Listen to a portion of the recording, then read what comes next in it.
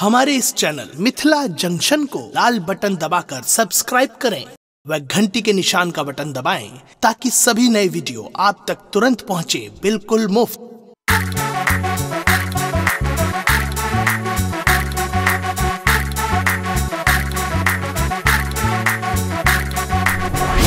अपने सुन रही थी गंगा प्रसिद्ध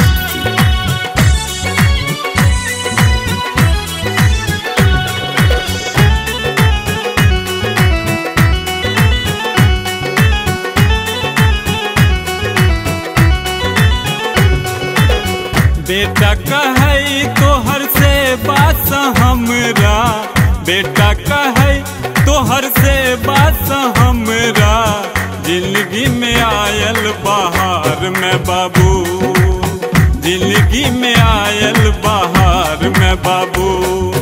धरती सबर का गगनो सा ऊपर, धरती सबर का गगनो सा ऊपर, दुनिया में बरका छे मैं बाबू, दुनिया में बरका छे मैं बाबू।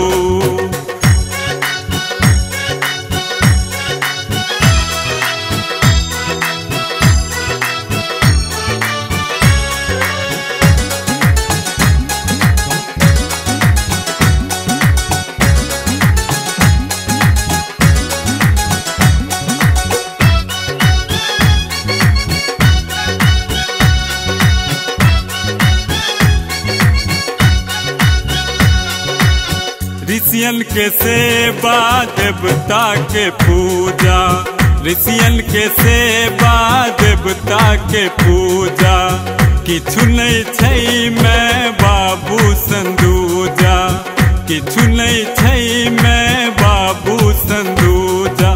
जिंदगी सवर गले किस्मत बदल गले, जिंदगी समर गले किस्मत बदल गले, खुशी के भेटल भंडार में बाबू, खुशी के भेटल भंडार में बाबू।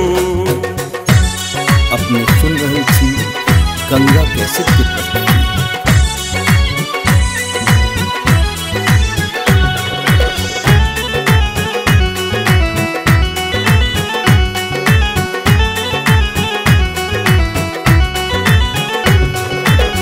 पूत कपूत भ जाय छै जग में, पूत कपूत भ जाय छै जग में, माता कुमाता ने सुनलहुँ जग में, माता कुमाता ने सुनलहुँ जग में।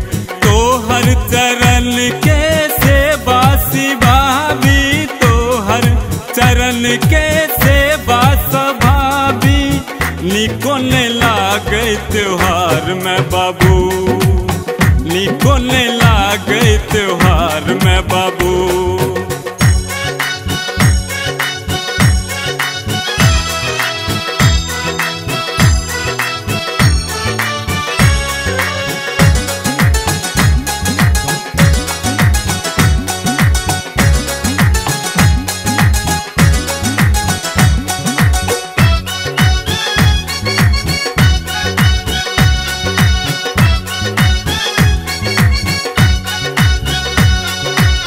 जखन तक पूजलूँ देवी देवता के, जखन तक पूजलूँ देवी देवता के, भगवान पूजई छथि मैं ए बाबू के, भगवान पूजई छथि मैं ए बाबू के।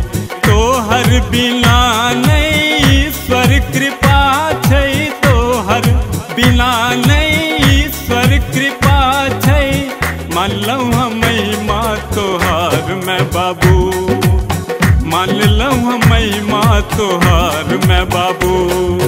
धरती सबर का गगनो सा ऊपर, धरती सबर का गगनो सा ऊपर, दुनिया में बरका छे मैं बाबू, दुनिया में बरका छे मैं बाबू।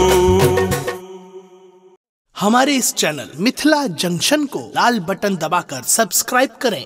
व घंटी के निशान का बटन दबाएं ताकि सभी नए वीडियो आप तक तुरंत पहुंचे बिल्कुल मुफ्त।